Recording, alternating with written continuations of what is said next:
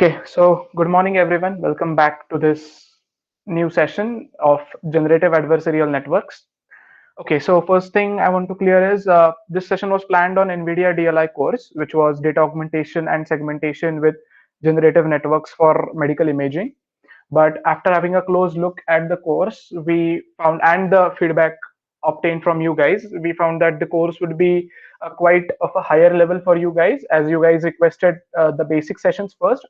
So we're going to cover in this session the basic theory of generative adversarial networks first, and then we'll have an overview of the NVIDIA DLI course. Okay, so let's start with this webinar. Okay, so yeah, generative adversarial networks. And before starting for the session, I would like to give you a small task. It will be a session-long task. You have the whole session's time to do this task. Okay, so based on whatever theory we will cover in this session, try to predict what can be the real life applications of GNs. In some time, I will be telling you what exactly is a GN and how it is implemented. In the meanwhile, in your brain, at the back of your mind, just think of the real life applications. And when you find one, just put it on the chat box. We'll have a short discussion on whatever the examples you have given in the chat box. And yes, of course, a man without ethics is a wild beast loosed upon this world. So please do not try using Google. It's for your own benefit. It's like whatever. It's actually a feedback for us also, because whatever we are teaching right now, an immediate application of it. Can you think of it? So if you're able to think of it, yes, somewhere we are successful in this Sunday. Whatever we are spending 2 hours in this session, we are successful in that. Okay, so let's start with the session. GAN. What does this stand for?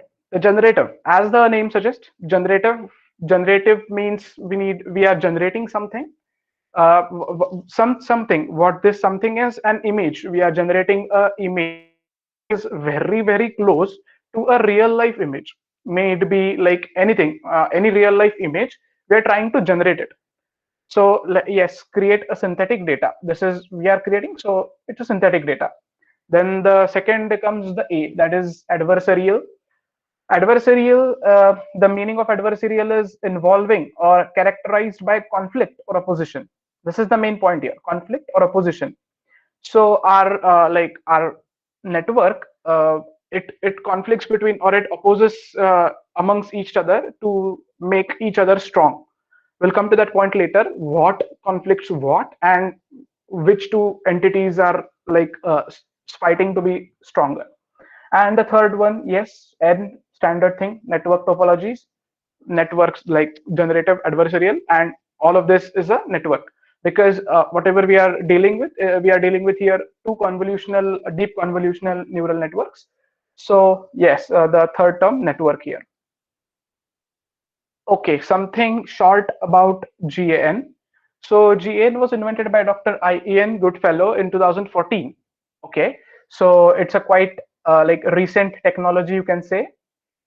Okay, then adversarial networks, generative adversarial networks, are a kind of neural networks that is composed of two separate deep neural networks competing each other, the generator and the discriminator. Okay, we just saw the meaning of adversarial word, and at that time I mentioned you something like some of the other thing is competing with each other. That two things are, one is generator and the other thing is discriminator. The GANs are drastically changing the world of neural networks and computer vision. Mainly, we are dealing with images, so we are dealing here with computer vision. Okay, so what is the idea behind this GAN? Then it's like we wanted to create a type of neural network that can create for itself. That's why we came up with this idea of GAN. So GANs can create images of all sort, like all kind of photos, images, that thing, and whatever it's generating, it may never have been existed before. Okay, so the generator, just an overview of GAN, the generator and discriminator. The generator will try to generate fake images that fool the discriminator into thinking that they are real, and the discriminator will try to distinguish between a real and a generated image as best as it could with when an image is fed. So names, as the name suggests, generator will generate something and discriminator will like just give an output which whether it is real or fake. So the basic concept of it is generator will generate an image, it will feed it to a discriminator, and discriminator will give us like, yes, this is very close to a real life thing or not. Let's move forward. Okay, so let's come to the point of generator. So generator is again a convolutional neural network, but at this time, as you might have noticed from as you might have noticed from the diagram here, that it is inverse of convolutional neural networks. Why? Because we are generating images. We are not passing images as an input to the input to the convolutional neural network. What the input is? The input is random, any random noise, any random signal noise, and based on this it can output an image. Okay, so this is the input layer, so which is already flattened and everything. Like we get the output, whatever we studied in the last session, in the last to last session basically, about convolutional neural networks. Whatever the output was, it was already flattened and everything, right? So here the input is ready for like already flattened or something, and then it goes to a fully connected neural network. Then it's reshaped. Then we apply a transpose convolutional network, and in a series of all these transpose convolutional layers, we get an output image, which might be like a real world thing or it might not be. This thing is decided by the discriminator. Okay, so now we have got what happens inside a generator.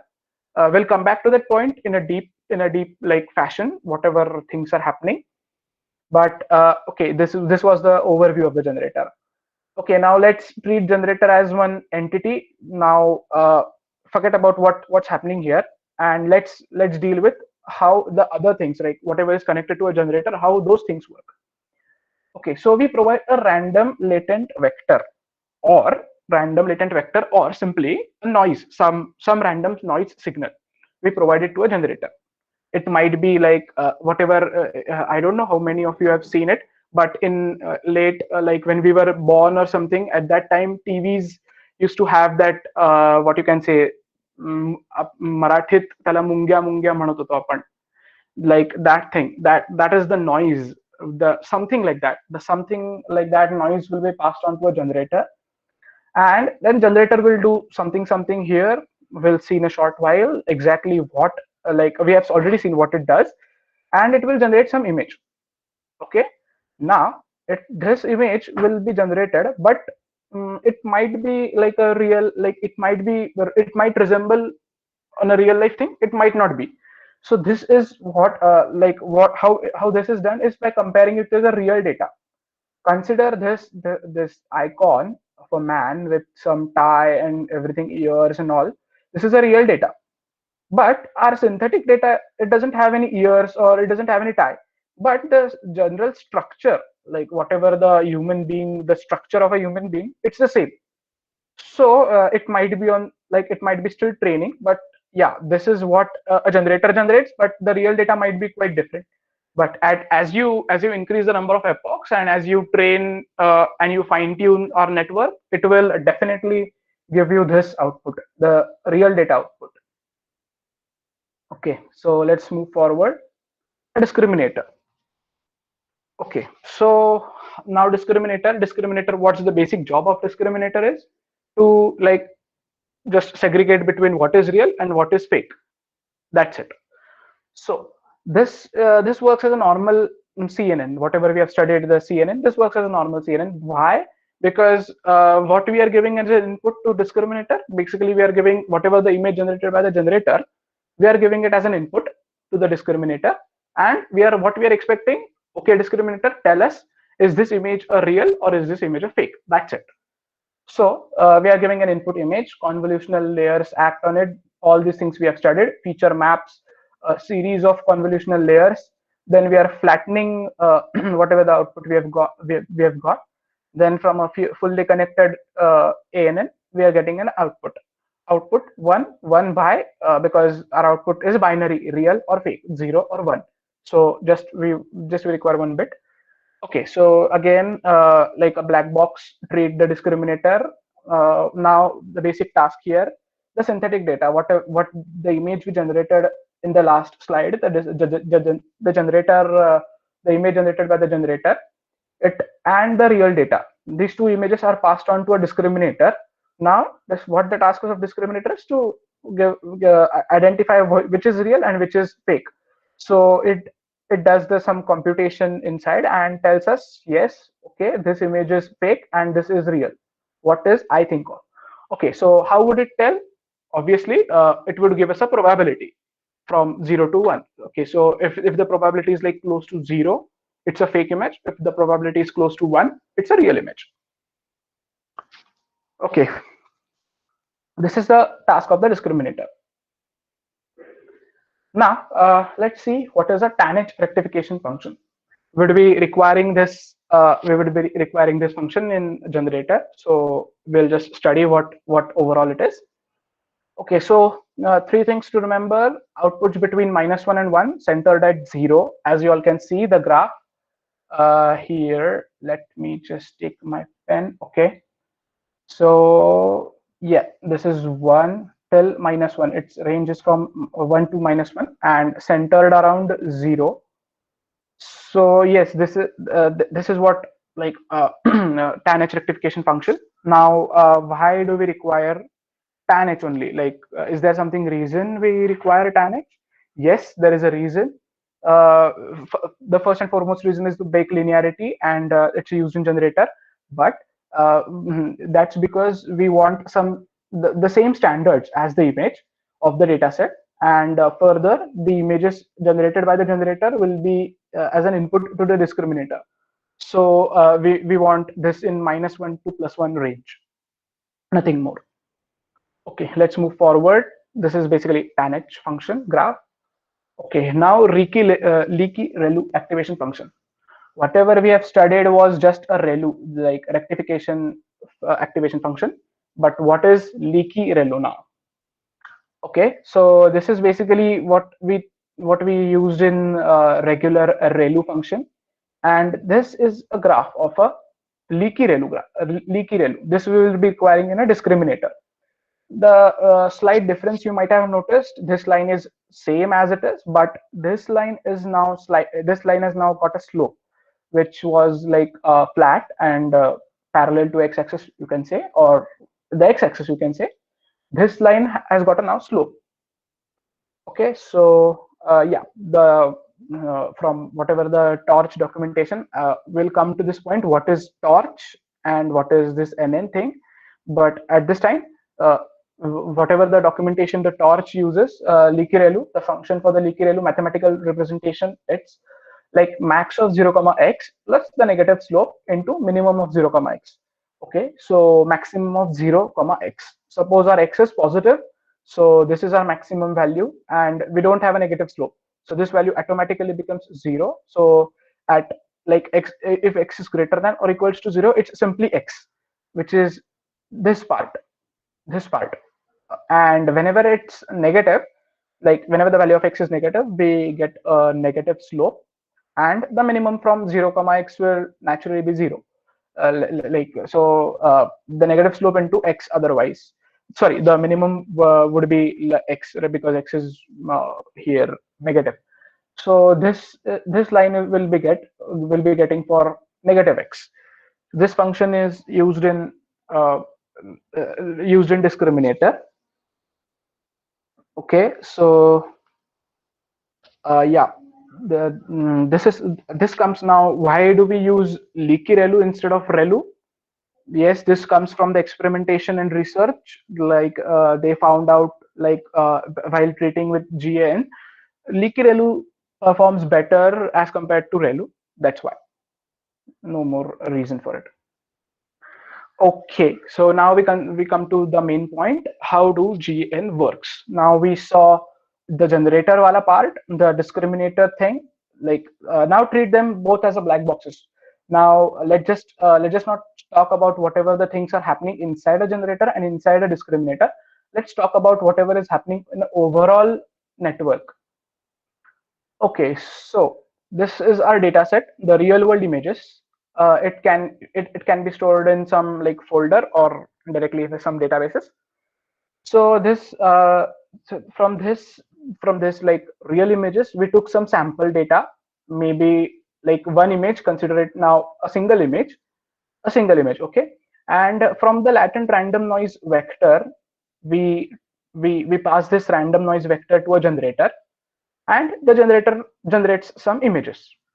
At first, right now, at first the generator and discriminator both are like nothing, like they have just we have just initialized them weights. So the image which the generator have generated, it will be mostly like some random noise only. It will not resemble anything.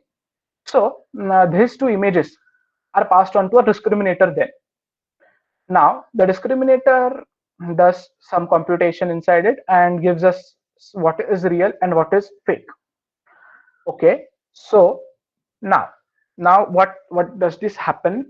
And obviously the loss is calculated here. Whatever the discriminate the real loss and the fake loss is the both the losses, the total loss is calculated here, and this loss is again going back to the discriminator using the like back propagation which we studied in the like previous sessions. So this loss is back propagated into the discriminator. Okay, so now as this loss is back propagated in the discriminator, our discriminator will learn fine enough. Okay, now a discriminator learned and it correctly identified what is a real and what is a fake image. It correctly identified. Okay, now this discriminator, what it does, it tells the generator, hey, I have seen your image, but your image doesn't resemble, like doesn't seem to me like a real world image. So what it does, the whole thing, the whole error is passed on to the generator now, the generator network. And now the generator learns, like, okay, these were the mistakes I made, and now I should rectify them, and I'll try to create an image which will be more realistic to you. So yeah, this is a role of both this generator and discriminator. Okay, to explain you with a more something like real world application or something like that, let's take an example. Suppose in a hypothetical world, let's imagine, so there is a thief gang. They are trying to generate some fake currency. Okay, they are trying to generate. Look carefully on my words. Generate. So the thief gang would be our generator here, and the police or the RBI or whatever the governing body is there, which would differentiate between fake and real images, they would be the discriminator, because they are identifying, right?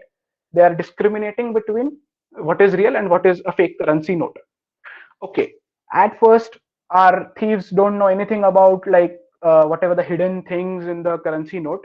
So they simply what will do, simply like take some random paper, print something on it, whatever they see, and they call it as a like currency note. But our discriminator has the original currency note here. So the original currency note is taken with the generated, like whatever the thieves have generated the currency note, and now the discriminator can easily identify between which note is fake and which note is real, right? Okay, so considering it, if it could not identify in the first step, it could not identify because it is still to be trained. So if suppose the generator that the thieves have generated, so like the currency note would be generated like so well that even discriminator could not identify it, then in that case, in every case actually, whatever the loss they have calculated, like here, okay, we went wrong, like we wrongly discriminated this as a real image, but it was actually a fake image.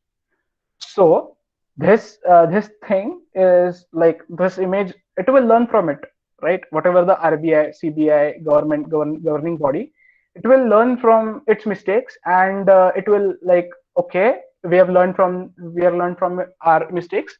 Now if a new fake currency note comes, we'll definitely try to like perform better.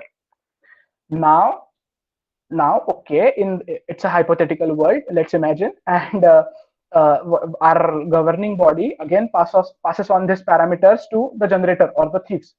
Okay, thief, we studied your currency note very well, and we found out that you have went wrong at till this stage. Your currency note is fake. We could identify it. Okay, then what the thief will do? Thief will learn from its own experience. Okay, first what I did, I just took a paper, print some random thing on it, and I generated some currency note.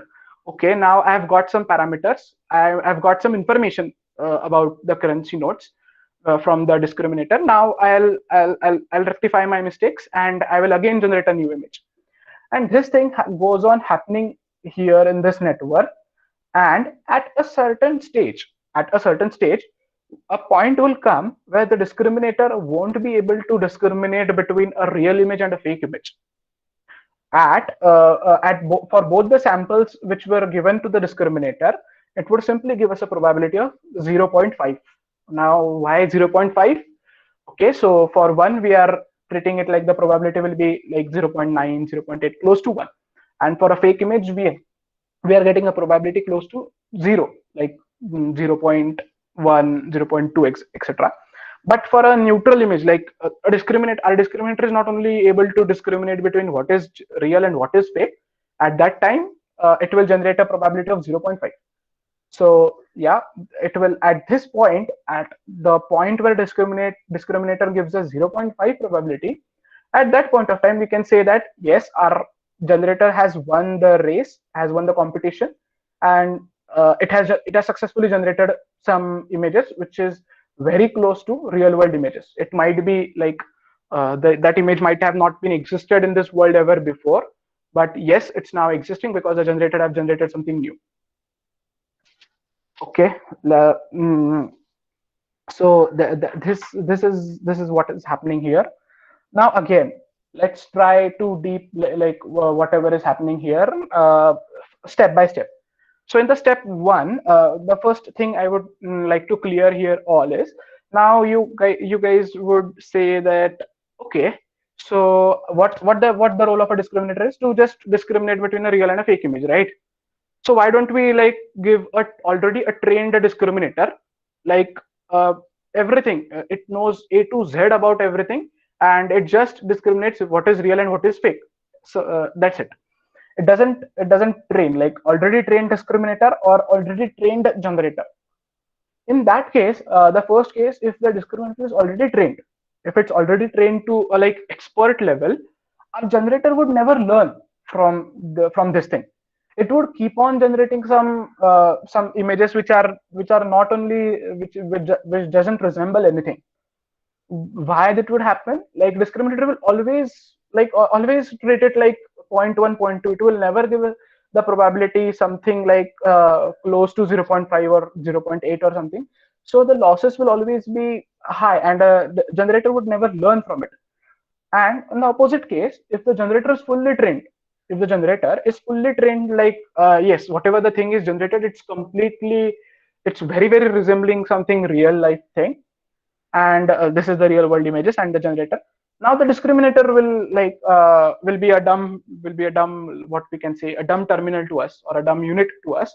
Why? Because this is also real and this is also real, because the generator is trained so well, so it will output only one or close to one probability. So our discriminator will not learn in that case. So the point here is, the discriminator or the generator, both of them have to train together.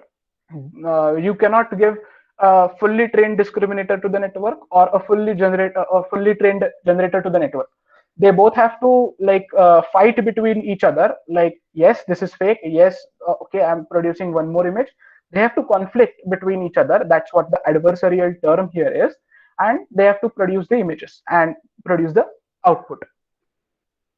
Okay, so now at what stage I talked about, like when discriminator is going to give us the output 0.5, let's treat that stage as the equilibrium state. Again, mark my word, equilibrium. The chemistry guys, or the guys who love chemistry, would be familiar with this word, the state of equilibrium. Okay, so it might not reach that equilibrium position at all. Why? Because because we are training, right? We are training and we don't know how many epochs would it require. It would require like 25 epochs or 100 epochs or 200 epochs. We don't know. So it might not reach at that stage, but definitely it will. It will be like whatever our probability will be. It will be definitely like close to something 0.5 of like and.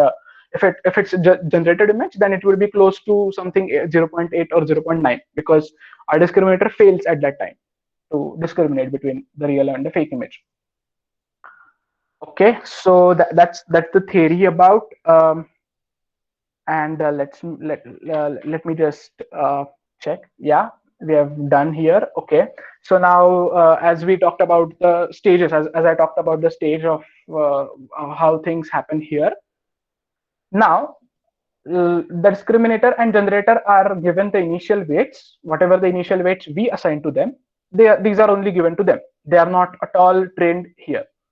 At the first step, what we do, we take some sample images from the real world images and we pass it on to discriminator only. Here we don't pass on the generated images. We just pass on the real images. Okay, so our convolutional, it's a neural network, so it will output something. And but what the target output should be? Okay, you might have guessed it correctly. The target output should be 1. Why? Because it's a real image. We are directly taking it from the real world images dataset, and we are directly feeding it to the discriminator. So the target output, actually, the discriminator should give us output 1 because that's a real image, but it will not give us a 1 because it's not trained yet. So it will discriminate something like, okay, this I am giving it a probability of, okay, let's say 0.4 maybe. So again the loss is calculated. Now at this time a single loss is calculated because we don't have passed the fake images to discriminator, and this loss is taken like back propagated into discriminator network, and this discriminator now learns what is a real image. Okay, now again one question might have occurred in your mind. Okay, so it's a binary thing, right? It's a real and a fake image. It's a binary thing.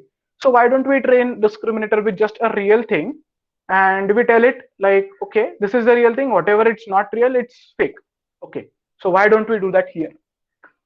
The reason for that thing is we want the discriminator to not only generate a real world image, but also a fake image. Like we don't want it like, okay, whatever is not real, it is fake. No, we don't want like that. We want a discriminator to tell us, yes, this is fake image, not because it's not a real image, but because it has gained some features and it's telling us, yes, this is a fake image. It has some features, it has some parameters, it has something which tells me that yes, this is a fake image. So this the discriminator should tell us.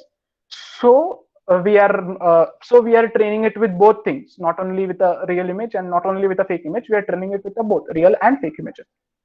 Okay, so our step 1 is over. We have just given the real world images to the discriminator. Now discriminator is well trained with the real wala thing. It knows what is a real image, but it still doesn't know what is a fake image. So now we cut this connection from the real world, and now what we do, we take a random noise from a random noise signal from in a form of a vector. We pass it on a generator. Again, our generator is not trained at all yet, but it is initialized with some weights, so it will generate something. It would be like just like black and white dots or something like that. We'll see in example, by the way. We'll see in the example how all these things work. So it will generate something which is passed on to a discriminator. Now at this time, we are cutting this connection from real world images to a discriminator. So the only part it gets is a fake image. Okay. So again, now discriminator is trained for the real images part because we just passed on to the real images. So it's now trained with the real images all apart, but it doesn't know anything about fake images. So now it will generate something. It will generate some probability like, okay, I found it close to 0.8, but we tell, hey, okay, your target was 0 and not 1 at this time. Why 0? Because it's a fake image, right? So our like it should give us a probability close to 0. So our target is 0, and so the value, the actual output is 0, but the predicted output will be 0.8 something. We calculate the loss here, and this loss is back propagated in the discriminator. Okay, now the discriminator learns verified. Yes, I'm now learned what the discriminator will say. Yes, now I'm learned. I know what is a real image, and I also know what is a fake image. Okay, now pass on me something which I can discriminate and give it to you. Now I'm trained. So now what it does is it now what we do here is we again, whatever the image we have generated it. Now there are again two approaches. Whatever the the inventor wala approach, I will tell you that Dr. Ian Goodfellow, whatever he told is whatever the fake image we have generated here, which we pass on to the discriminator for training the discriminator, we pass on the same image again to the generator as an input. Again, I will repeat the thing. Whatever the generated image we have taken here, we again in the standard, whatever the input format is, a standard input format is, we convert that image into the input format, and we pass on the same image to the generator now again. So the generator will generate again something, because now its weights, we haven't really updated its weights yet, the generator weights yet. So it will generate almost same image. It might be different also. So now what happens here is again whatever the real world images we had already taken in the sample here. Now both the connections are made active, and the sample image, that is the fake image, and a real image, both the images are passed on to a discriminator now. Now what happens is our discriminator is knowing like what is real and what is fake, so it will produce an output. Yes, I have given this is a probability like 0.7 or something. um, Let me just write here. Okay, I have given it's a probability 0.7 here, but I have given this as a probability 0.3. Okay, so our discriminator is nice. It's very kind-hearted, and so what will it do? It will calculate the error, whatever the error here and here, whatever the error it's in the fake image and the real image. It will calculate that error, on this error to the generator. Now our generator will say discriminator like, okay, you are right, it was a fake image. Now I try to generate a more realistic image. I have now what we do here is we update the weights of the generator here at this stage. First, what we did was updating the weights of the discriminator. We train the discriminator for that sample, for only that sample. We don't train for the whole images. We train it for only that sample, and then then the total loss is calculated, and then the total loss is again back propagated to the generator, and at this time the weights of the generator are updated. So now this is our first step. This is our first step. Now again a new image is taken from the real world images. It was only for a single image. A new image is taken from the sample, and again the discriminator, again this whole thing is repeated. The image is passed on to a discriminator. It gives us a probability. The error is back propagated in the discriminator. Again we generate something, a fake image. It again passes on to discriminator. It gives us a probability. Whatever the loss is happening here, it again back propagates in the discriminator itself. And at this time, then the real sample and the fake sample both are passed on at the same time, and the discriminator discriminates between them. Okay, I've given it a probability something 0.7, 0.3, and yes, these are the total losses. And now at this time, the total losses is passed on back to the generator. The generator learns, and this cycle keeps on going till what? Till our real world images are not empty. This dataset is not empty. Okay, so whatever I've spoken here, this is just a one epoch. Now again in the second epoch, again we take some random images at a time from the sample, and again till all the images are over, we do the same things again and again. So likewise we do the epochs. So the total number of you can say how many times the code gets run.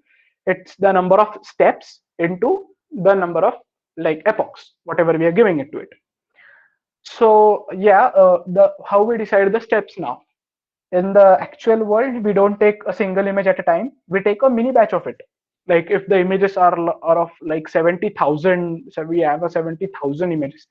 By the way, we are going to see the example in which we are going to take images like of 17,000.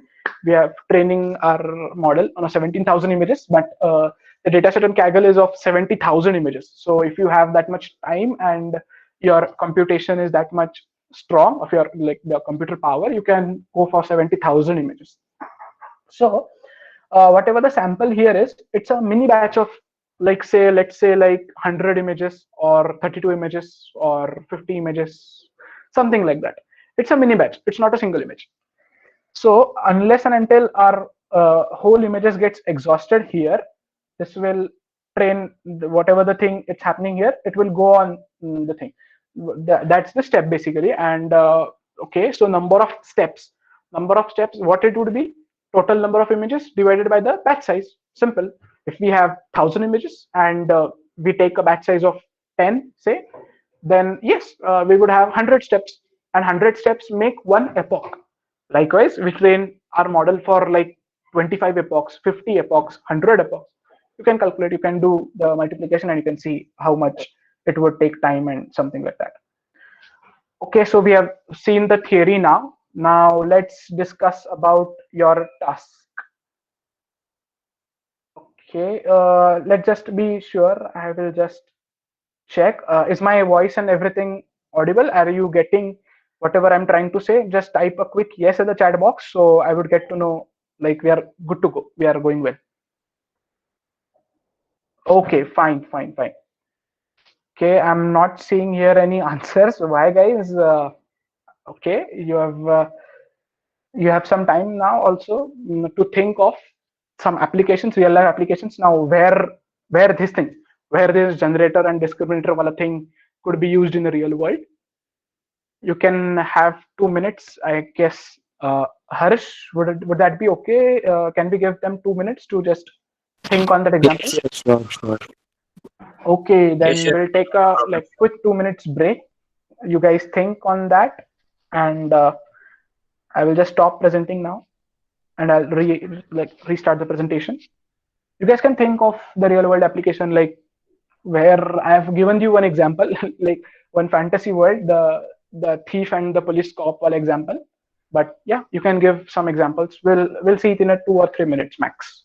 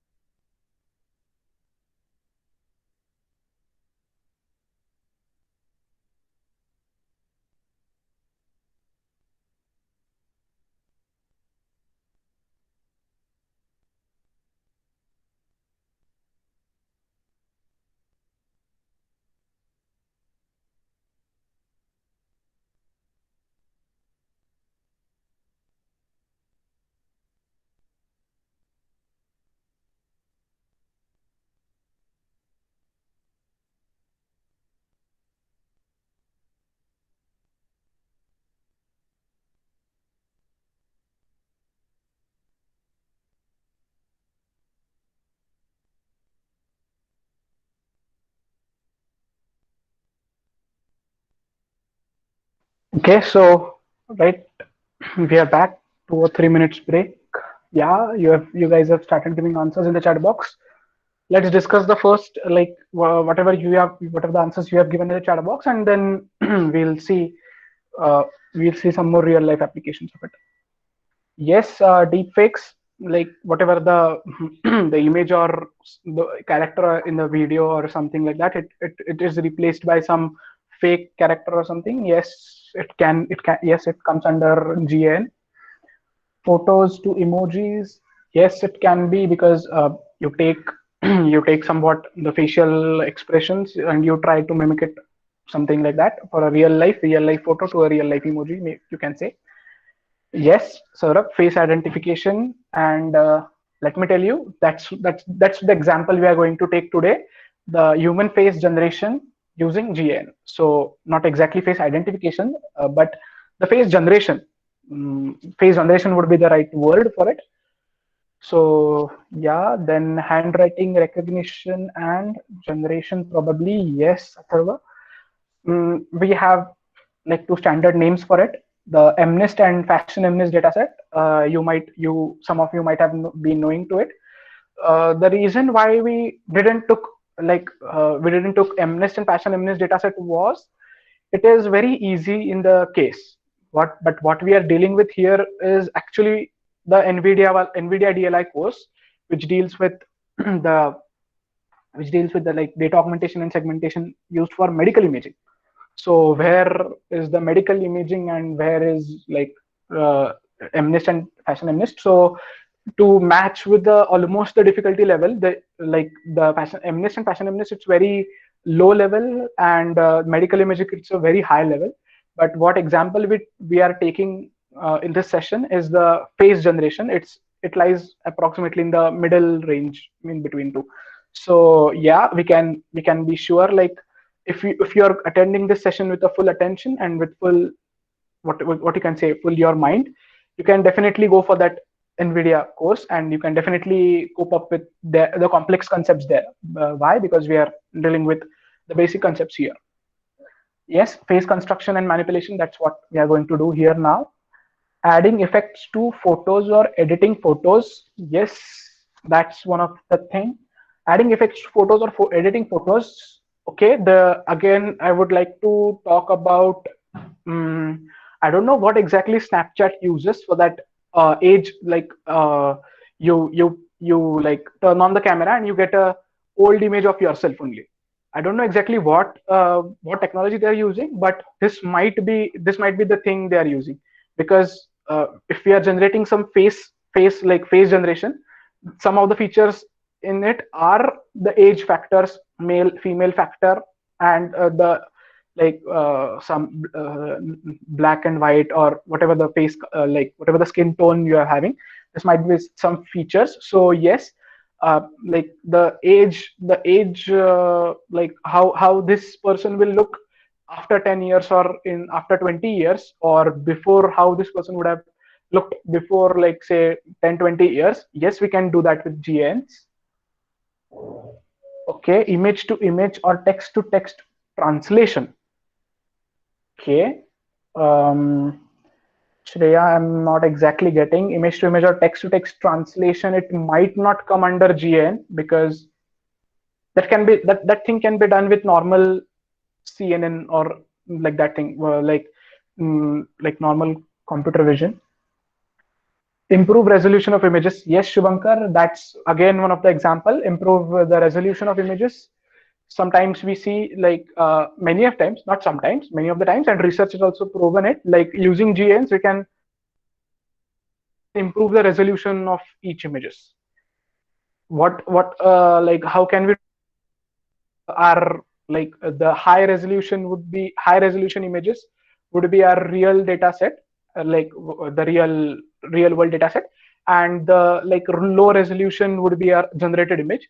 So we are trying to generate such an image which is very close to the high resolution wala image. So automatically that comes under GAN. Generating videos. Okay, again, if you're talking about deepfakes, as Utuja already said, uh, it might be the case. Generating videos, is quite tough using GN. Okay, yeah, Shubhankar. Does portrait mode from our mobile also uses GN?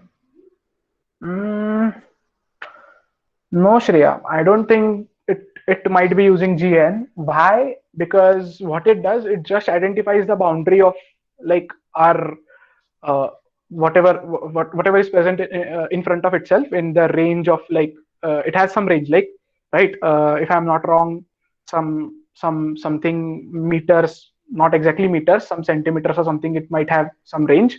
So whatever the objects you place in between that range, it checks the boundary of that image, and it just uh, blurs everything else, so it might not come under GN.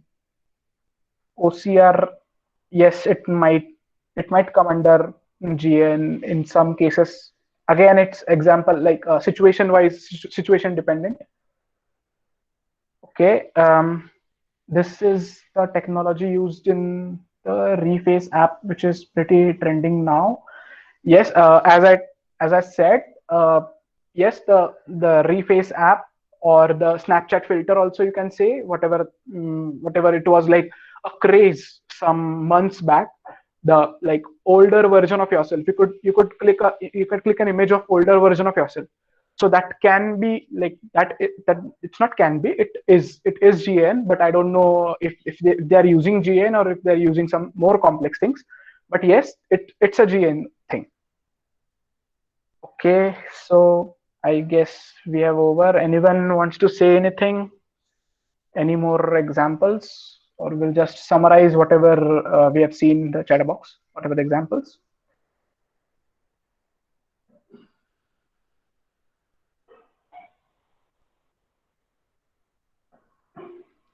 Okay, let's just see.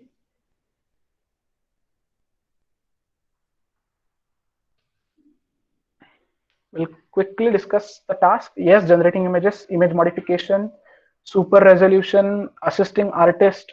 Okay, what is assisting artists? Artist might face some like the one phase, the choked phase or something, you can say. Like they cannot think of some more things. So yeah, this can be thing. And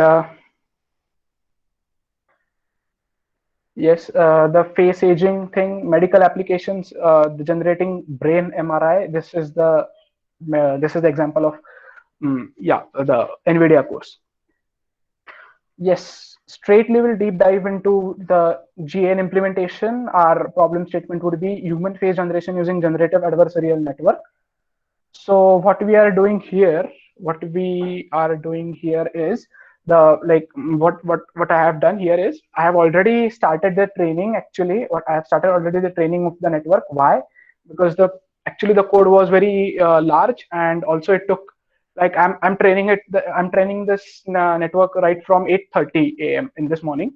So yeah, it takes that much time for approximately, it depends on obviously your computers, whatever the graphic card and whatever you have, the configurations of your computer or the laptop or PC, whatever you have, it depends on that also, and plus code optimization, it's obviously there. And so it takes around, for my laptop, it takes around 15 minutes for one epoch. So 1 hour for 5 epochs, four epochs, and roughly 5 4 epochs, and for 25 epochs it takes around 5 hours. So yes, that's what the thing. Okay, so what would be we are doing here is I will just copy paste the code from whatever I'm training here. I'll just copy paste the code and explain you line by line what the code is, because if we start typing the code, it would be like very time consuming, and we don't have that much time right now. Okay, so quickly, anyone could unmute and just tell me, is this thing visible, or should I increase the font by some more factors? Anyone? Yes, Pranav, it's visible. Okay, so the first and the foremost thing, deep convolutional generative adversarial networks, GANs. Deep convolutional, because we are dealing with deep convolutional, like deep CNN. So deep CNN GN. Importing libraries. the first and foremost thing we do. As you all might have noticed here, we have moved forward from our standard like the NumPy, Pandas, and Matplotlib library. We have moved forward and we have now landed in future thing.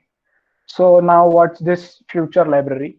Okay, so it might happen in some cases like if you are dealing with the older versions, if you are dealing with the newer versions of, let's say, Python, or let's say Torch, or let's say some other library, and it might happen that the older versions would not be compatible with the newer versions, but we still want to use them. In that case, what we do, we like from this future library, we import whatever the function we are going to require, which requires the older version wala thing. And yes, that's why we use future here. And now let's take the consideration, what is this torch thing? Okay, torch, or also called it as a PyTorch, it's basically again dedicated library for like dealing with like high computation things. And if you use this torch, it gives you the it directly imports like you the directly the neural networks mechanism, the whole of the neural networks thing, the architecture, whole the structure is directly, you can use it. You need not to define everything like every whatever we use in CNN or ANN. We don't need to do that here using Torch. So that's what Torch, and it has many features, you can say, or many things we can import from it. As NN, as you know, stands for neural network. So we are taking the architecture as it is from the Torch library. Then parallel, for like parallelly doing things, like it can be said like the multi-threading or that thing. Then Optim is optimization techniques, the various optimization techniques, the stochastic gradient descent, and more advanced ADAM or something like that. We all know that we are importing from this Optim thing. Okay, torch.utils.data. Yes, because to load the data, we require something, and that's why we use this torch.utils.data.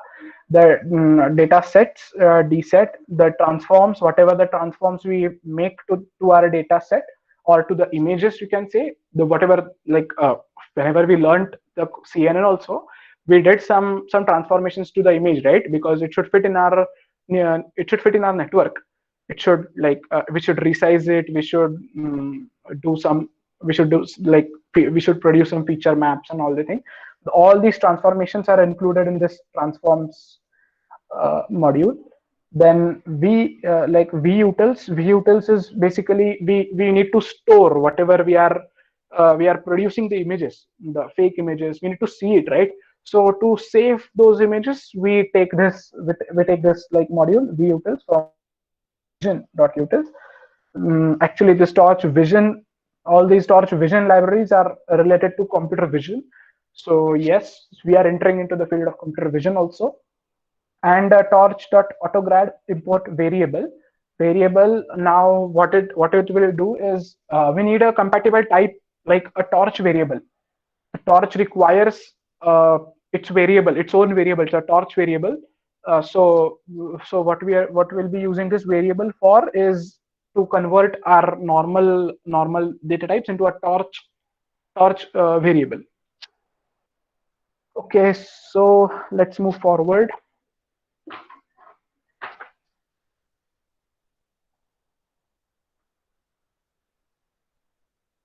Okay, so the next feature would be, yes, the setting some hyperparameters, the batch size and the image size. Whatever the batch we are going to take from the real images, and also the fake images should be on the same format. So we are going to generate the fake images in the batches of 64. So we are getting 64 fake images in a single batch. So 64 batch size and 64 is the image size. So why again 64? Again, research wala thing. You can play with the numbers. You can take 32, you can take 128 and check what's the output, which gives us a good output, and you can deal with that. The next thing.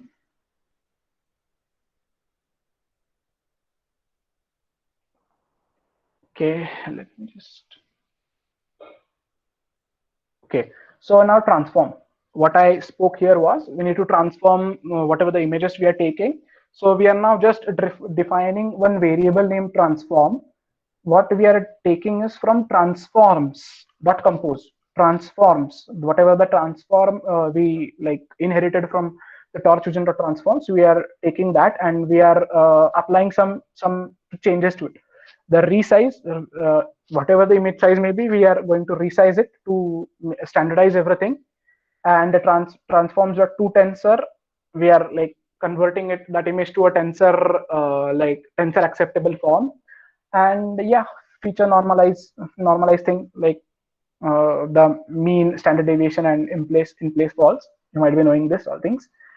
So yeah, let's move forward. We are just declaring it, the transform variable. We haven't yet dealt with anything like applying those transforms. Okay, so now loading the dataset, the main and the main thing in every machine learning model, loading the dataset. Now, this face data set, I have already downloaded the dataset from Kaggle. We will be giving you the dataset link. This is basically the link. Let me just show you how is exactly the dataset. Okay, so the high quality face dataset is of 2 GB. You can download it. We didn't put the dataset because obviously it's 2 GB. You cannot put it in this. So it has 70.0K files. It has 70K files. Basically, it has 70,000 images in this dataset. 70,000, and obviously you can use all 70,000. Your model will be like super fast and super like well trained, and everything will be fine if you take 70,000. But actually, I am going to take only 17,000, 17,000 images from this dataset. Again, it's like it's on your mind. You can take 50,000, you can take 10,000. It's on your mind. I'm taking 17,000 images. Okay, let me just show you the dataset I've downloaded. Okay, so as you can see, these are the images. Some random face images. It's not like, okay, this is the old, some young, and even we have some child images and even some baby images. It should be there. Some baby faces also. Yeah, some baby faces, etc. So all this is images. I have like here in the folder 17,000 images. So yeah, that's the data set. And I have set a variable like path image to the face dataset. And one more thing I need to clear here. For the convention, you need to like put all these images in again a subfolder. You give it any name. So this is our main main folder in which all the images are present. Inside that folder, you need to create one more subfolder, and inside that subfolder, all these images should be present for the convention thing. Again, so now dataset is equals to dset.image folder. Dset is this whatever from torchvision generator. We have given it a short name, dset. From dset.image folder, the standard, like you can say, syntax. The image path, we are passing it from where it should load the dataset, from where it should load the images, and what transformations it should apply. So transform is equals to transform. Transform is this our variable, and here the transform is the like parameter here we are passing it to. So what we are telling it to do is, as you load the images, at the same time you transform it and give it to us. So that thing will be stored in this variable. Now to the data loader. We need to load the data in our model. So we use torch.utils.data loader to again pass this variable. Now this variable has all that images, transformed images, and the batch size we pass on to it. The batch size which we mentioned 64 here, we pass on the batch size to here. Shuffle is equals to true. So yeah, we want the images in random order. We don't want our neural network to think, okay, this is coming first, so this has some priority. No, we are taking some shuffle true. And num workers is equals to 0. Yes, this thing is something to do with this parallel thing.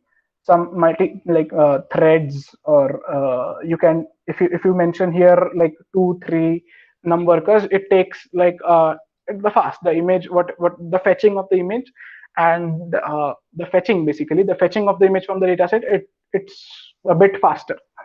That's it. So that's how we load the images. Now let's move forward, defining the weights of the like generator and discriminator.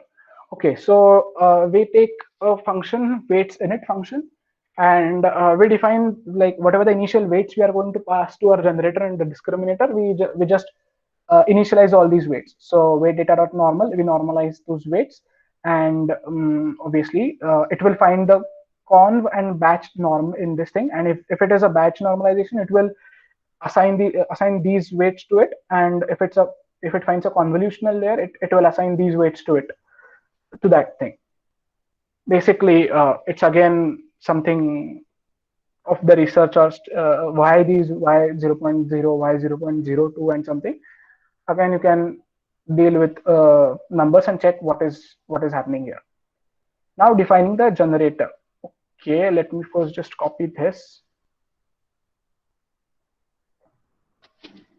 Okay, so the class of GNN, we define it now as we all have attended the previous sessions. What we did was we never took any class or something.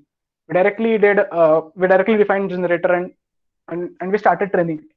So unlike that, what we are dealing with here is we will be declaring a class of generator named G, and we are going to like inherit nn dot module from nn dot module from like that nn thing that inherits all the required functions, etc., to build the neural network.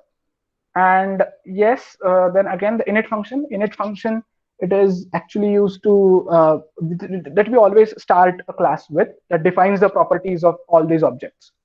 Then this super thing is like before that, I forgot this self keyword.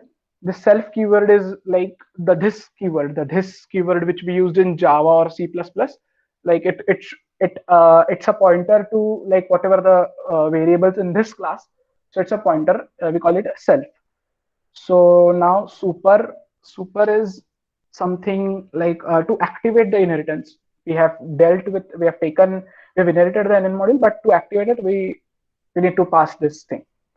Okay, now self.main is equals to now self.main. The main what you can say, the meta module. Main is a meta module. Now what is a meta module? It's a huge module composed of several modules, where one module can have different layers, connections inside the neural networks or something like that. So the main module is our meta module here, which will contain all the things we need to do here. And again, we require a sequential layers. So this is the nn.sequential. As you all can, if you might have remembered, we dealt with the sequential function, you can say, but that's what we are taking here. We are directly inheriting. We did not declare anything. We directly need to use it. Now this thing, the converse, like the conf transpose 2D. Now it's not only convolutional layer, but it's transpose of convolutional layer. Why? Because it's a generator.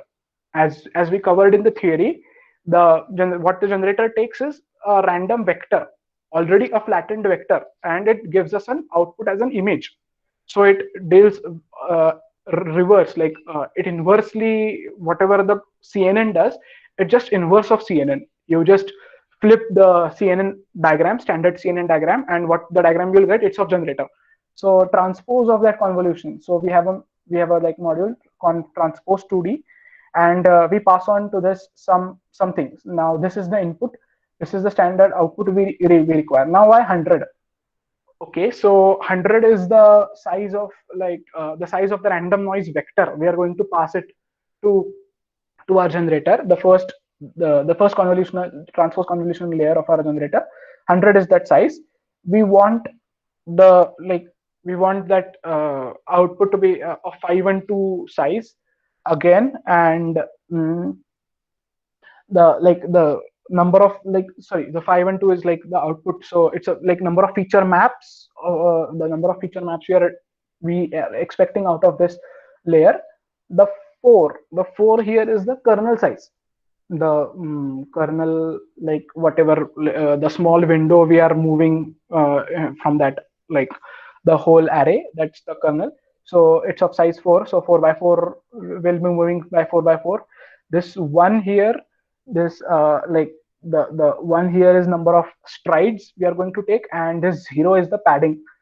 Padding is again, like if we are while moving the kernel, if we are left with some row, like if we are left some rows which the kernel won't fit, so we just, what this padding will do, it will take all this thing, it will basically create some 0 0 0, the last columns, some few columns of 0 0 0, so that our kernel can complete its last slide. So, and yes, bias false, we don't want any bias. And this is a just declaration. And now whatever the feature maps we got, we need to normalize it for, but again, this is a batch. So again, a batch normalized, it's a 2D vector, so 2D here. Whatever the output we got here, whatever the output we are getting here, we need to pass all these feature maps to normalize it. And so 512 here. And then we apply a rectification function, relu. Relu is bracket, in bracket we write true. So relu, as we studied in the theory, for like the generator we require relu, for the discriminator we require leaky relu. So yes, we are repeating these steps. As you all can see, these 3 steps are repeated here. So this is our second like transpose convolutional layer. Now, as an input to this, we are passing on the output of the previous layer as an input to the next layer. So 512 is the input to the next inverse convolutional layer. And what the output we want is 256 feature maps. You might have guessed it correctly. 512 256. We are going by half and half here. Okay, so rest other things we kept as it is. And again, we apply batch normalization to it and a rectification activation function to it. So this we are done with our second the inverse convolution layer. Then again, a third layer, the 256 is again divided into 128. So 256 is the output of our previous layer. We passes the input to the next layer, and its output is again half. We are going by half and half. Rest of the parameters same. Again, a layer, again now 128, 64, half of it. And now, okay, we reach our final layer. Final layer, what we did here is, it's now, you can see the 64. The 64 is the output we received in the previous layer. Yes, 64. But at this time, we are not giving it the 32 because this is our final convolution layer.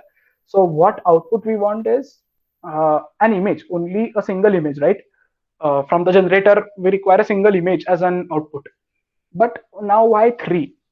Okay, so that 3 stands for 3 channels, 3 different channels. 3 channels, you can think of it as RGB. Every image would be divided in some RGB factors. And so a single image is made up of 3 channels, RGB channel.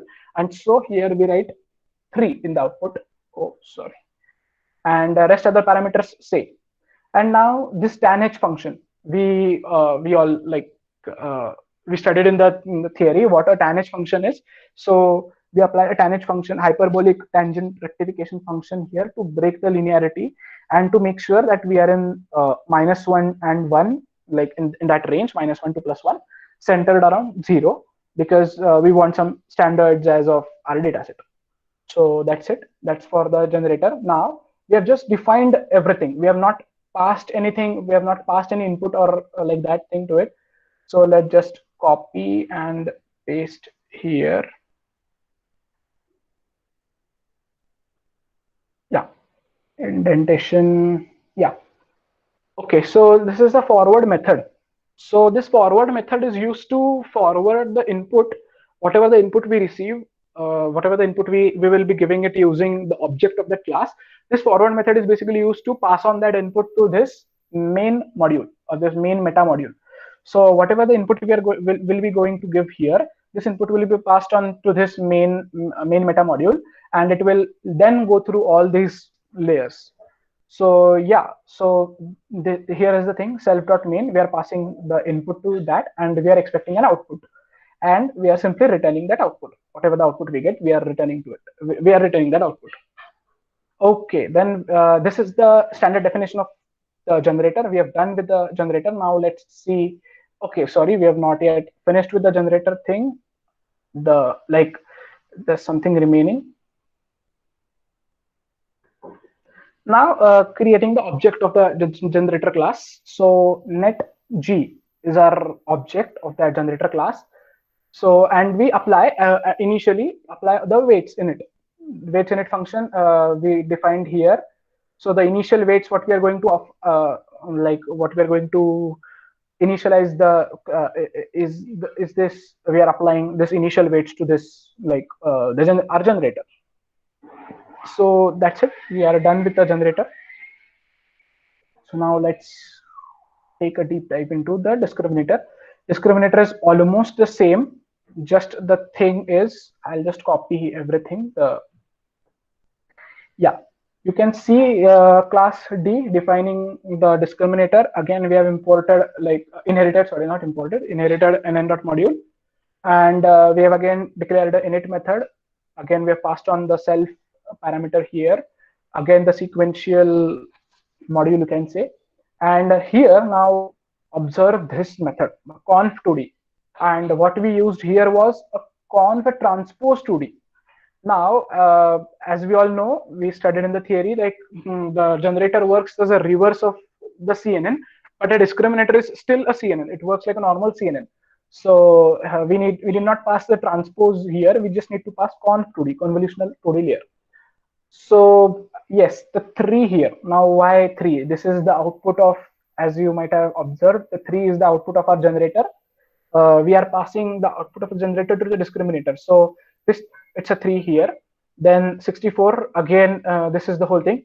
What we went through here is we are going basically the reverse of it. From 3 to 64, from 64 to 128, from 128 to 256, from 256 to 512, and let's see what is the final thing. Okay, so yeah, the 4 is the kernel size, two here is the like strides, and 1 is the padding. Bias, again we want false. Now yes, the activation function we need to apply is the leaky relu. Okay, now one more thing you might have observed here is we have used batch normalize here. Also, we have used some batch normalization in this first thing. But why have not we used batch normalization in between, like for the first thing? So yes, the answer is like simple. We have like it's the first thing. So first thing, it won't require, it's just the first layer, so it won't require any normalization. We are just taking the RGB channels and we are like converting it to 64. So yeah, leaky relu 0.2 and in place true. Now we have already seen what a leaky relu is. Now what is the 0.2? So this 0.2 is the negative slope value, or it's an obtained value from, again, research experimentation. You can check what how output you get by changing this by these all these values. So this 0.2 is again the negative slope, and in place true. In place true, the that can like that can do that operation in that place, that in place. So this in place true. So this is our, we have done with our first convolutional layer. We now move forward to our second layer, second convolutional layer. Now here the 64 is the output we got in the first layer. We make it 128 feature maps, and the rest of the parameters same. Batch normalization. Now yes, we apply a batch normalization to it on the all the 128 things here, all the 128 feature maps we got as an output. Again, we apply a rectification function with the same values. This doesn't change. Then the third convolution layer, again we went to doubling the thing. And yes, from 256 to 512, yes, again we have doubled it. Okay, so now here comes our last layer. Now don't say the 512 we need to double it to like 1024. Why? Because the discriminator, it's a final layer, so discriminator should give us the final output. What is the final output? It's 0 or 1. That's it. We not exactly 0 or 1, but a probability between 0 and 1. So it's a single digit. So like it's a binary. So we pass on only a 1 here, and rest all other parameters same. And now a sigmoid activation function you see here. We don't apply a leaky ReLU here. We apply a sigmoid activation function. Now again, we have studied the sigmoid is the best activation function you could use in an output, the final output. And plus point here is we want a probability like 0.1, 0.5 or something like that. So again, a sigmoid is a very useful thing for us. So we are using sigmoid here.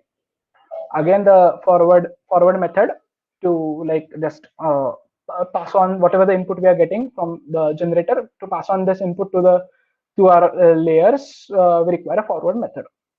Again, now we are creating a like object of the discriminator class. Let's name it D, net D. So this is like the thing we named it. Again, we are going to initialize it with weights init function.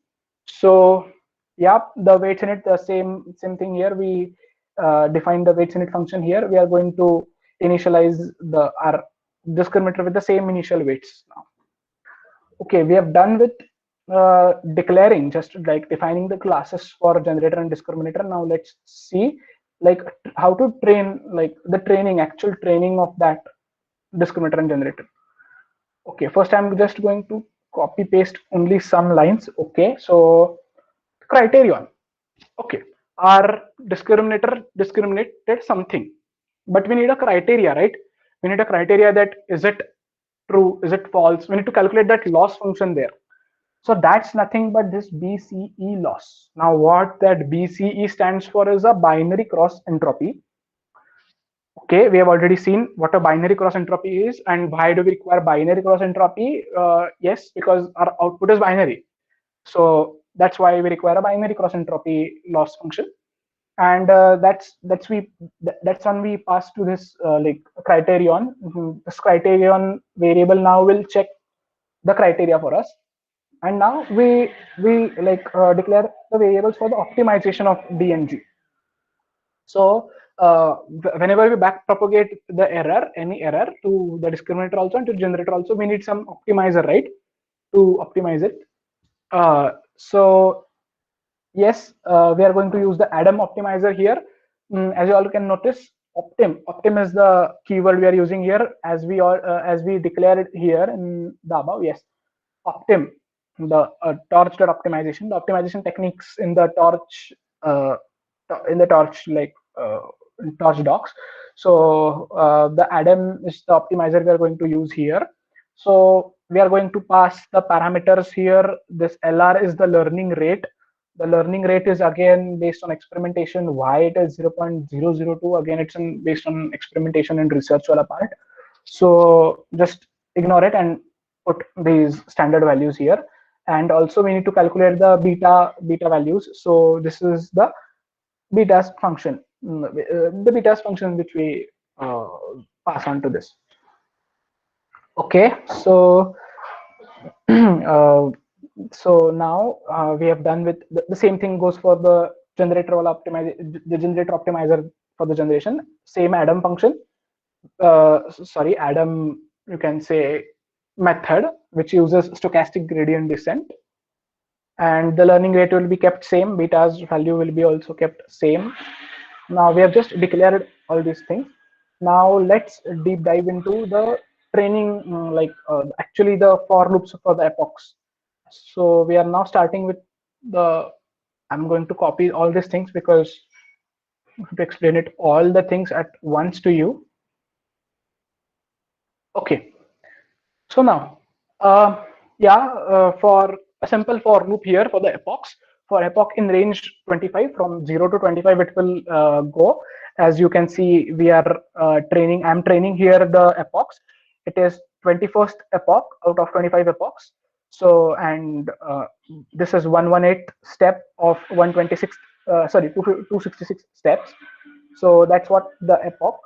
So we are like just giving it 25 epochs. For 25 epochs, it took me like it will take me for approximately 5 hours. So if you like generate more and more epochs, obviously your model is going to be fine tuned, and you'll get a more better output.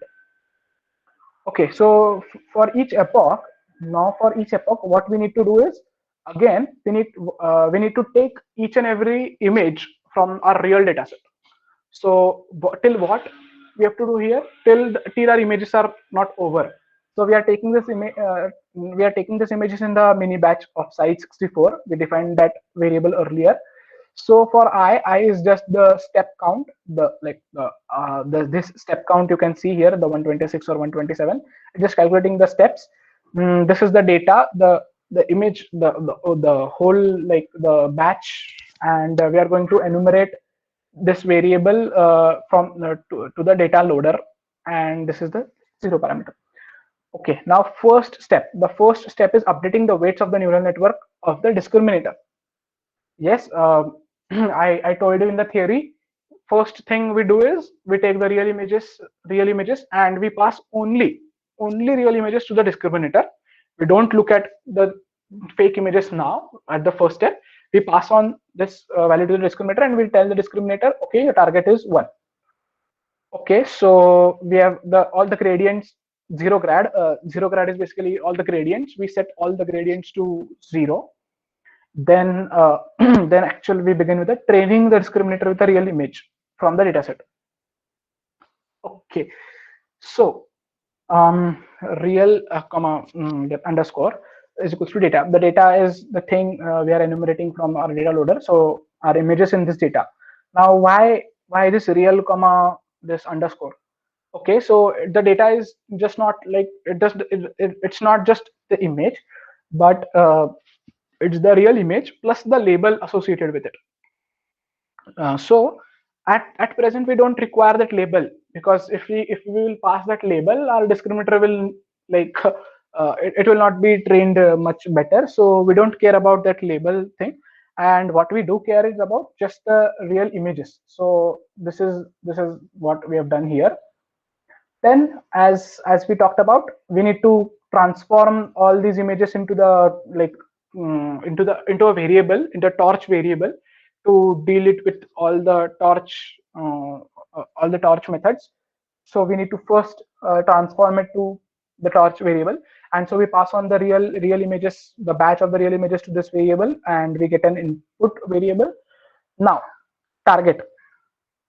Now target, we set it to once. Now why have we taken here like the array of ones? Why don't only a single value 1? It's because we are not dealing with one image. We are dealing with like mini batch of images. So each and every image should be associated with 1. Like for each and every image, we should get a target of 1. We should have a target of 1. So that's what we are declaring here. And what we are passing it here, like how we will know the size, like the dimensions of how many images we have. It's basically the input dot size. Simple. The size of this input variable, how many images we have taken at a time. And all this thing, again, we need to convert it into a torch variable. And so the converted wala thing is stored in this target. Okay. So now we call it the output. We call the output, and what we do here is we call the discriminator object. We pass on the input to it. Input has the images, and we pass on that input to the object, and we get an output. Simple. Okay, so now we got an output. Now we need to calculate the error. Fine enough. So the first and foremost error will be of only a real part. The discriminator only a real part. So the real part, the criterion, what we did a criterion was here, the binary cross entropy loss function we are applying to this applying to this output, and we are passing it as an argument as a target. Okay, so your output is suppose anything like 0.7 or something, but your target was 1. So calculate a loss function for it and give it to me in this variable errd underscore real. Okay, so now we have calculated the real error. Okay, so now the second thing is training the discriminator with a fake image generated by the generator. But remember, we haven't generated any image yet. We just have written the architecture and everything. We have just defined the generator. So what we do is we first create a noise and we pass on this noise to the generator. So now how we do that noise? So torch.rand n. So random, we like take random inputs and of size this like sorry okay. So size again, the size of the input images, like whatever the batch size we have taken, that many we want noises. We want a array of that many noises because we want that many fake images to like just maintain the similarity between fake and real. And the 100, as you might have noticed here, we passed on 100 first to the generator. So that's the thing. The vector of 100, like 100 random, um, a vector of size 100 basically. And this 1 comma 1, this like 1 comma 1 is we create the like a batch size, and we want 100 elements as we specified in the format. And this one will be 1 comma 1 will have the 100 feature maps of dimension 1 is to 1, sorry, 1 cross 1. So like we will be at the same time having the feature maps of these 100 like whatever the images we have generated. Okay, so this is a noise variable, and noise variable we pass on as an argument to our generator, and the generator now produces an output which is fake image. So we are taking it a fake variable. So now we set the target. Now the target of the fake image is always zeros, right? Because it's a fake image, it should output zero actually. So we set the target to zeros. Again, we take the arrays. Okay, now here thing, fake dot detach at the first. Now fake dot detach, it basically like save some memory. It's just not the output but also the gradient, but we don't require that gradient, so we eliminate it. We don't require the gradient of the fake images, and so we just detach that gradient and we just take the like images, and we pass on to the discriminator, because discriminator is going to calculate the gradient for us and is going to calculate all the loss for whatever we have generated. So we pass on to this to the generator. What we have done, let's just recap. Noise, we have declared a noise variable. We have passed the noise to the generator. The generator has now generated some fake images. Again, we have declared the target to zeros, and now we get an output from the netd. We ask the discriminator, okay discriminator, we are passing you with the fake images, now give us the output. Discriminator will give us some output, and again we'll calculate the error based on the criterion or criterion variable, and for that we need the target and the errd fake. Now back propagating the total error, whatever the total error we have got here is the like the real errd real and errd fake, the discriminator wala real error and the discriminator wala fake error. So we are passing, we are calculating basically the total error by simply like adding. It's nothing more. And yes, errd dot backward method is like just it will do all the back propagation for us and it will update the weights. And yes, we now pass on the optimizer, whatever the Adam optimizer we are using, stochastic gradient descent stepwise. So yes, it will optimize and update the weights accordingly. Okay, now we are done with the first part. Our discriminator is now trained. Now what we are dealing with here is updating the weights of the neural network of a generator. Now we have to deal with the weights of the generator. Okay, so again, initialize all the gradients of the generator to 0, then set target to 1. Now why 1? Our generator is still generating fake images, so we should set our target to zeros. But why are we setting it to ones? That's because if you have noticed carefully in the theory, I mentioned it, like our like the whatever the outputted image, it should the whatever the generated image the generator should generate, it should be as close to real image as possible.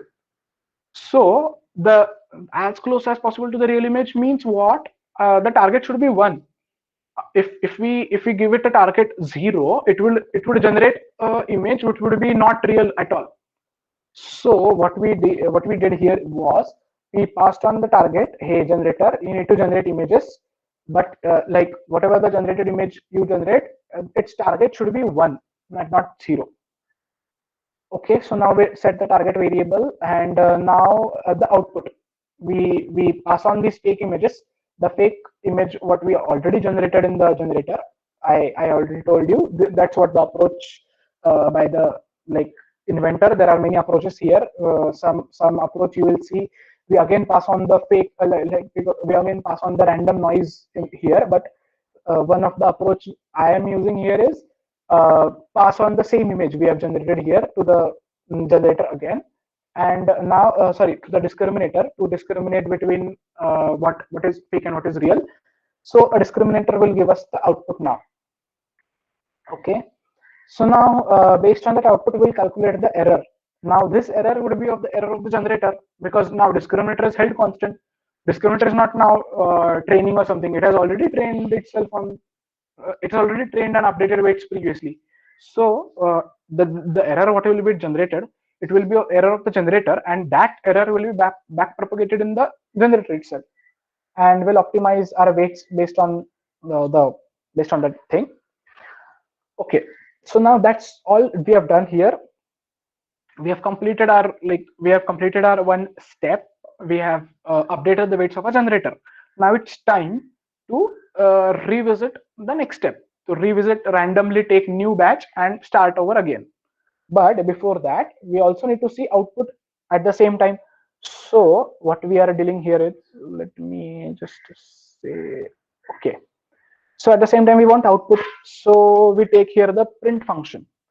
Now you might have observed this %d something here, %.4f here, but that thing is not that thing is not included in the newer versions. So that's the reason we took the future library. And one more thing I forgot to tell you about the future library, like whatever we are importing from this future, it should always be at the start, it should be the first line of our code. Like you can give comments before that, but for the implementable code it should be the first line. Yeah, unless otherwise it will give you an error. Okay, so that's what our step 3, printing the losses and saving the real images and the generated images of the mini batch every 100 steps. Now as you can see, the total steps are 266 here. So we are like saving these images every 100 steps, so we can like see the output very fast. You don't have to wait like for 5 to 6 hours to see the output. You can see the output while it's training. So it's still training and we can see the output. I'll show you the output. So what have we done here? So first %d is the what epoch we are in. What, like, it's the 0th epoch, it's the 1st epoch, it's the 50th epoch, what epoch are we in. The second is the total number of epochs, which is 25. We are dealing with 25 epochs. You can change here it to 5 and just one epoch, and you can just train your network for one epoch and see if you want like a faster thing. You can just train it for one epoch and see what's happening there. Okay, we just, yeah. Okay, the next thing here is the steps. Like in what step are we? So remember that step is I, denoted by I. We are taking this I as the step number. Now what is our total number of steps? So the total number of steps will be the length of the data loader. Now what the data loader contains is the mini batches of whole data set. Our whole data set is stored in a form of mini batches in this data loader variable. So the length of the data loader will be our total number of steps. And now so this ends our the epoch and the step. And now we deal with what loss are we facing for the discriminator and what loss we are facing for the generator. So this is are the losses: error d dot data and error g dot data. Error d, you remember, we calculated the total loss here. Okay, where it went? Yeah, this, the real plus the fake. That error we are storing it in ERRD, and that's the error. So that's what the error.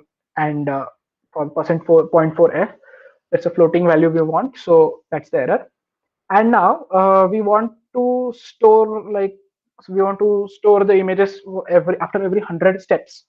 After 100, every 100 steps. So this is basically the small code for that. For if I percent 100 is equals to 0, save that image. Now for saving the image, we require the vutils function, vutils module, you can say, the module which we inherited here. Yeah, here it's from torchvision.utils as vutil. So we are using that vutil thing to save that image. Now at first we store the real image, whatever the mini batch we have taken it, we are storing it, that's, and the name for it will be real samples, and the percentage is in this folder, like in this results folder, store it. And the name of the, like, the name of the image file would be real samples.png. And yes, normalize it before like storing it. And now yes, we have stored the real image for that step, like it would be overwritten for every step. And now the fake, like the fake image, we want to store also the fake image what we have generated in this one step. Okay, so sorry, in the in that 100 steps. So whatever the fake image we have generated in the 100th step, we are generating it, that again we are passing the noise to this, we have passing it to the generator, and generator will give us the fake image, whatever the fake image we are dealing with here, it will give us the fake image there. And yes, this again utils, we are calling because we need to save that images. So yes, fake.data, the %s is again in this results folder you need to store, so results. And again now we are dealing with here again one more thing is the epoch, like for which epoch is this fake image. So so the name will be fake samples underscore epoch underscore, for what epoch the fake sample is, like for which epoch is this the image. So that's what we are dealing with here, and again we have to normalize it with true. Yes, so yeah, here we have done with the code. Now let's just have a look on whatever is running here. Just zoom it a bit. Okay, let me just check everything here. Fine. Just put a yes in chat box. So I'll get to know everything is going fine till now. Cool enough. Cool. Okay, so let me just go on to the start. I don't know why it's not giving me the start thing, but I guess there might be some constraints on this also. So you can see here it started from 0th epoch. Now I have reached for on the 21st epoch. I started this thing at 8:30. I've started this training at 8:30 a.m. in the morning. So it's now 12:49. Okay, so 12:49. You can calculate the number of hours. So in that hours, I have reached 21st epoch. So 21st epoch out of 25 epochs, 89th step, 90th step out of 266 steps. Again, the loss function, the loss of the discriminator is 0.25 something something, and loss of generator 3. Okay, so you can see here it's decreasing, like the 3, 2, again 5, again the loss of generator is 0 point something. So it's basically bouncing between these two values. So that's it. At the initial level when I started it, the loss of the discriminator was around yeah, it was around 5 or 6 something, 5 point something or 6 point something. It reduced to 1 point or 0 point somewhere, and the generator was at around 10 point or 15 point something something. So the loss is now reduced to 5 point something something. So I guess this is the range. It won't, like it's fluctuating between like 0 to 6 or 7 maximum. So that's the range word. So let's just scroll down. So yeah, 23rd epoch, 67th step. Now it will generate the 68th step. Yeah, 68th step is generated. And now let's see what output it generated. So yeah, this is my results folder. Okay, all the images. First we will see the real samples, what the real sample looks like. I hope you all are able to see my screen. Yes, are you able to see my screen? Just type a yes. Okay, fine.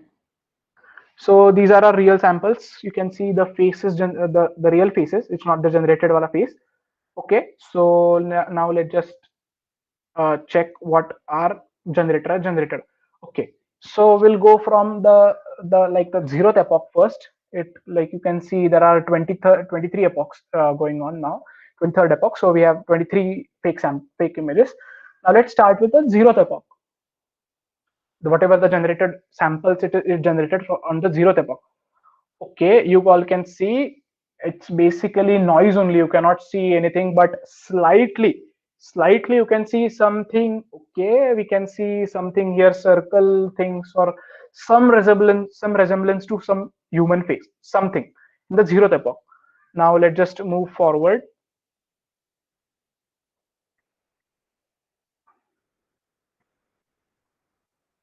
In the first epoch. Okay, now in the first epoch, you can see here somewhat it has started to resemble like a face, but it's still like we humans only we can predict.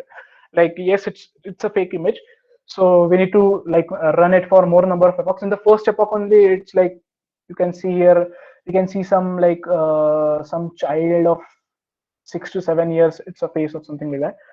So let's just move forward. Okay, in the second epoch, again we have done some improvement here. We are going close to it. Now let's just move forward to like just scroll down. Okay, some more some like something more resemblance to a human face. Again, okay, this is something like, yeah, we are trying to, like, we humans can figure it out. Okay, something it's close to some human face. It's not actually a human face, but you can see here two eyes, nose, some a smiling, like a smile here, some like teeth also, but like a face tone, some here is black, something here is white, but some background color or something like that. But still it's not that clear. It's still not matching the like that are real samples. So let's just move forward. Okay, so we are in the sixth epoch now. In the sixth epoch, it started to resemble more of a like a real image, real human face. Let's just move forward. Okay, I will skip that thing, and I will just directly show you the fake samples of the 23rd epoch. Okay, so here, as you all can see, that's what the magic is happening here. Almost, it's just the 23rd epoch. If you train it for like 100 epochs, it will give you a clear image. So just compare this image. Just keep your eye, like let's just check this image. Okay, we have got a quite a pretty face here, a face of a woman here. We can differentiate. It's a woman with the long hair, it's a smiling woman. Okay, this is some serious man here. Okay, we have generated some quite interesting faces here. What we started was the like the basic noise. This is the like our, like you can say, the final output, but it's our real images. We need just now compare with the real images. Okay, these are our real images. It's still like we humans can identify it's a real, like the real and the 23rd epoch fake images, but still we have quite achieved, we have quite gone like close to what we are seeing in the real images. At the end of, you can say, like the 100th epoch or something like that, you might be like seeing something very close to the real images. Even a human cannot figure out the difference between them. Okay, now one more thing I wanted to tell you here was, as we already discussed, suppose any of the face here, it might be the case like any of this face might have not been lived on this planet any before. Like this is the new face generator, so it might happen that this face might have not even lived on this planet. But yeah, we are now our generator have generated that. Also notice something, like in this image, it's also dealing with some goggles. You can see a person with wearing goggles. So yeah, that's the level. Here we can figure out some specs, that the person is wearing some specs. But in this image you can like figure out the old woman. The in one eye she has goggle, but in the second eye she doesn't have a goggle. So that's still our like our model needs to train a lot. So but quite a like um, quite, you can still say, quite close we have reached. And that's all about our that's all about our implementation. Now let's just have a quick, I guess we have a very few minutes left. Okay, we'll just quickly overview what the NVIDIA course was. Okay, so the NVIDIA course was of data augmentation and segmentation with generative networks for medical imaging. Now let me just tell you what they did was they dealt with a real life application of the generating the brain MRIs for like for hospitals or something like that. Now why would they do that? Okay, so the reason was in any hospital in any part of the world, there are some rules of using like the patient's data may it be an the X-ray or may it be a MRI or something like that. There is limitations. You cannot just share, or you cannot just use the thousands and thousands of images, like the thousands and thousands of MRI scans of any patient. They have some privacy, so you cannot use direct data, right? So you cannot build any model, and you cannot like predict, or you cannot study those features. You as a data scientist, you need to study like something, brain tumor or something like that in medical field, but you don't have enough data. So what should we do? So that's the reason why NVIDIA brought into this course, was using this GAN to like using augmentation and segmentation for the images, and generate a new MRI, which would be as real as possible, to the real wala MRI.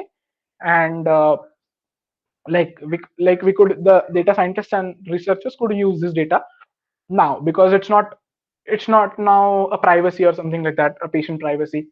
So so yeah, the user can, like the data scientists and all, they can use that data to predict some, to make some predictions. Okay, we'll see like one I have created a PDF of the screenshots.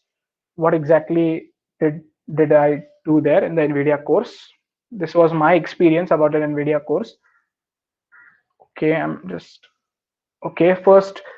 Preparation. First, we need to load some libraries and all these things. So they have generated, like they have imported time, NumPy, and all these things. And obviously, you can see here unpacking the data. Simply unpacking the data. We have not yet gone to any code. Simply, we have taken the libraries, and for that also it takes 1 minute or 2 minutes approximately. So you can figure it out what time it takes for a single epoch.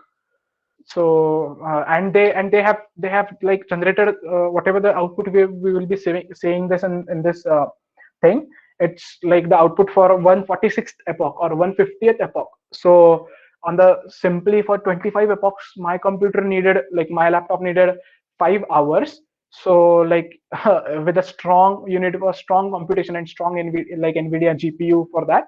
The NVIDIA thing, what was included in this course is a everything was what you can say pre-typed or pre-coded. You just need to run it and see the output, what it looks like. So that's the thing here. You don't you that there's nowhere scope here to like learn something, because already everything is like just given to you ready made. You just need to run it. So this was the code from future. Again, they have taken the future libraries from OS system time. Okay, from all this matplotlib, we'll just scroll down. Okay, batch size they have taken 256, epochs they have taken 150th epoch. Okay, and yeah, this is the thing. yes, we are going to share you this PDF. So if you are comfortable with the normal GAN concepts, you can go for like you can go on and you can go for understanding this what you can say, this code. So yes, real output is equal to discriminator. What is the discriminator we did here? Images and the training is equal to true. They're training them. And for epochs, they are saving this images. Okay, so I'll just scroll down and this is the code, big code. Okay, you are now seeing this. I have run that code. They have the restore checkpoint start epoch 145. Okay, the what amazing thing they had was whenever you click the run button, you start training from the 145th epoch. They have already done epochs for 145. Like they have already done training for 145 epochs, and they've stored it, the stored whatever the output they have got. And whenever you start it, you directly start from 145th epoch. So you need not wait like for any single like 2-3 hours to get that many to reach that many stage. Okay, so yeah, here is you can see for one time taken for 146th epoch is 102 seconds and approximately 2 minutes for each epoch. So yeah, that's thing. Let's move forward. Okay, so now that's the image of the brain MRI they have generated. Something. It was actually okay. That was generally animation they gave to us. That's how it was generated. Again, it ran and yes, somewhat output it was like this. As you all can see, I'll just zoom it a little bit. Okay, now this was the input image given. This is the input of the brain MRI. This was the ground truth. Like it was expected to give output this, but it gave the output this. So you can notice the output is almost close to it, but furthermore training it would like generate more brilliant outputs for MRIs. Okay, now here again we can see again one predicted image. This was the input image. Now that's a like D, you can say D convolution or something like that. The input is this colored image, and we are giving the this as an output. Okay, let's just move forward. Schematic stroke segmentation from limited data. This is the number of cases. Okay, let's just move forward. This is again the training, and okay, this is again MRI of a brain. Okay, we being a computer engineers, we don't like really figure it out what's missing here, but whatever the people in medical thing, just which are doctors or something, the trained doctors, they would definitely identify something like, okay, this is the thing you got. Okay, so here is your brain tumor or something like that. We don't know exactly what thing is here. Okay, so again the output, again these are the some outputs. Okay, some colorful output we got. The predicted image, actually we can't see anything here. Actually that's what they are training, but after training we get to see something like here. Okay, quite resembling with the colors, variable colors, and this also quite few resembling. Okay, so likewise they had like various segments of the brain, segmentation, like basically that's the word for. They had various segments of the MRI and they generated various, like it's a brain is a 3D what you can say, it's a 3D object, right? So you cannot you need like many segments of it. So whatever the segments are required for the researchers, they generated models for these segments. So we are seeing here is just a training for one or two segments. Okay, so these were the outputs, and yes, this is the final stage. This was the final output they generated for various segments. Just close it, and yes, you have been a great audience. Thank you. That's it from my side.